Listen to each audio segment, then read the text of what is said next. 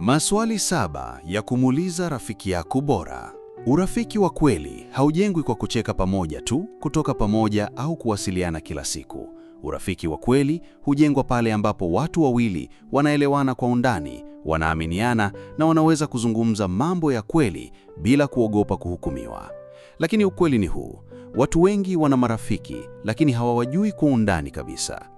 Unaweza kukaa na mtu miaka mingi, mkacheka sana, mkasaidiana, lakini bado hujui namna anavyofikiri, nini kinamuumiza, au ndoto gani anabeba moyoni. Ndiyo maana wakati mwingine urafiki huvunjika ghafla, kwa sababu watu hawakuwahi kujenga connection ya kweli zaidi ya mazoea ya kawaida.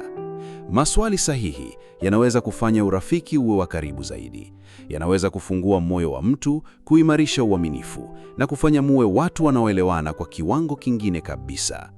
Kabla hatujaendelea, hakikisha una subscribe kwenye channel ya GR Hamasa Wisdom, kwa sababu hapa tunazungumzia maisha, mahusiano na busara zinazoweza kujenga urafiki wenye maana.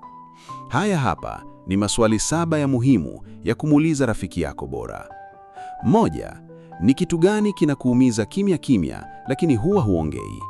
Swali hili linaweza kufungua upande wa ndani kabisa wa rafiki yako.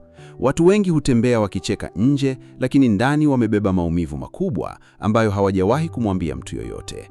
Wengine wana pressure za maisha, majeraha ya familia, hofu ya kushindwa au mapambano ya ndani wanayoyaficha kila siku. Ukimpa nafasi ya kuzungumza bila kuhukumiwa, anaweza kukuamini zaidi kuliko zamani. Wakati mwingine, rafiki wa kweli si yule anayekupa pesa, ni yule anayekusikiliza kwa moyo wa kweli. 2.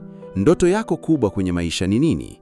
Hii ni njia nzuri ya kujua mtu anataka kuwa nani baadaye. Watu wengi wana marafiki lakini hawajui hata maono ya maisha yao. Hawaelewi rafiki yao anapambana kwa ajili ya nini au anataka kufika wapi. Ukijua ndoto ya rafiki yako, hii utaweza kumpa moyo akiwa anachoka, utaelewa kwa nini anafanya baadhi ya maamuzi, na utaweza kumkumbusha maono yake pale anapotaka kukata tamaa. Rafiki wa kweli anapaswa kuwa mtu anayekusukuma karibu na ndoto zako, sio anayekutoa kwenye reli ya maisha yako. 3. Ni nini kinakufanya usiwaamini watu kirahisi? Kila mtu ana sababu inayomfanya awe alivyo. Wengine waliumizwa zamani, wengine walisalitiwa, wengine walipuuzwa au kudharauliwa. Swali hili linaweza kukusaidia kuelewa kwa nini rafiki yako ana tabia fulani au kwa nini wakati mwingine anajifungia kimya. Ukielewa majeraha ya mtu, unakuwa na uwezo mkubwa wa kumuelewa zaidi badala ya kumhukumu haraka. 4. Ukipewa nafasi ya kubadilisha kitu kwenye maisha yako, ungebadilisha nini? Swali hili linaweza kufungua majuto, maumivu au mambo ambayo mtu anatamani angefanya tofauti. Watu wengi wana mambo wanajutia lakini hawaongei, na wakati mwingine kuzungumza tu na mtu anayewaelewa huwasaidia kupunguza uzito waliobeba moyoni.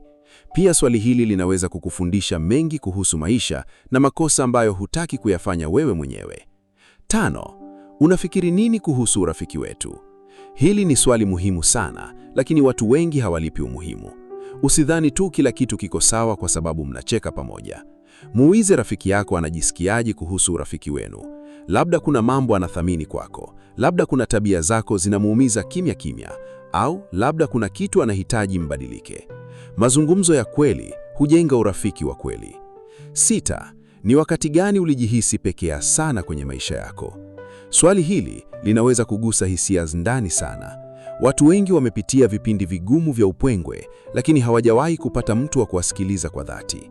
Wakati mwingine kusikia tu hadithi ya rafiki yako kunaweza kufanya muwe karibu zaidi kuliko mlivyowahi kuwa.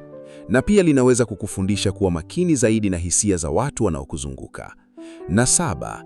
Unataka maisha yako yaweje miaka 5 ijayo? Hili ni swali la maono. Ukijua mtu anataka maisha gani baadaye, utaelewa akili yake iko wapi. Watu wenye maono makubwa huongea kuhusu ukuaji, malengo na maisha wanayotaka kujenga. Lakini watu wasiokuwa na mwelekeo mara nyingi hawawezi hata kueleza wanataka nini. Swali hili linaweza hata kuwafanya nyote wawili muanze kufikiria maisha yenu kwa uzito zaidi. Na sasa sehemu muhimu zaidi. Urafiki wa kweli haujengwi kwa memes na mazoea tu. Unajengwa kwa mazungumzo ya kweli, uaminifu na kuelewana kwa ndani. Muulize rafiki yako maswali yenye maana. Msikilize bila kumhukumu na jifunze kuwa sehemu salama ya maisha yake. Kumbuka hili: Watu wengi wana mtu wa kuongea naye, lakini wachache wana mtu wa kuwaelewa kweli. Na wakati mwingine, swali moja la kweli linaweza kubadilisha kabisa kiwango cha urafiki wenu. Linda urafiki wa kweli. Jenga connection ya kweli. Na usikubali urafiki wenu ubaki juu juu tu, wakati unaweza kuwa wa maana zaidi.